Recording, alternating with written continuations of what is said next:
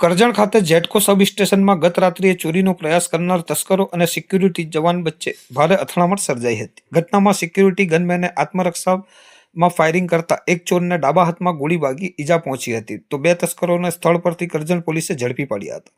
મોડી રાત્રે તસ્કરો જેટકો સબ સ્ટેશનની દિવાલ કૂદી અંદર પ્રવેશ્યા હતા. ચોરી કરવાની નીતિ સાથે પ્રવેશ કરેલ તસ્કરો પર સિક્યુરિટી જવાનોની નજર પડતા તરત જ તેમને અટકાવવાનો પ્રયાસ કરવામાં આવ્યો હતો. જોકે ચોરોએ સિક્યુરિટી કર્મચારીઓ પર પથ્થરમારો કરી હુમલો કર્યો હતો, જેના કારણે પરિસ્થિતિ તંગ બની હતી.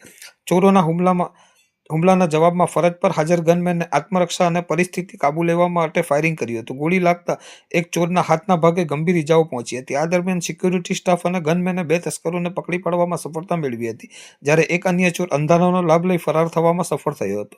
ઘટનાની જાણ થતાં જ કરજણ પોલીસ તાત્કાલિક ઘટના સ્થળે પહોંચી હતી. પોલીસે સમગ્ર મામલાની તપાસ હાથ ધરી હતી અને ઘાયલ થયેલ ચોરને સારવાર માટે વડોદરાની SSG હોસ્પિટલ ખાતે ખસેડવામાં આવ્યો હતો. હાલ તેની સારવાર ચાલી રહી હોવાનું જાણવા મળેલ છે.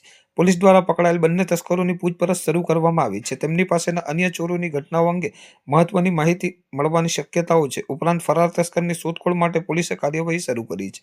પોલીસે સમગ્ર ઘટનાને લઈ વધુ તપાસ હાથ ધરી છે.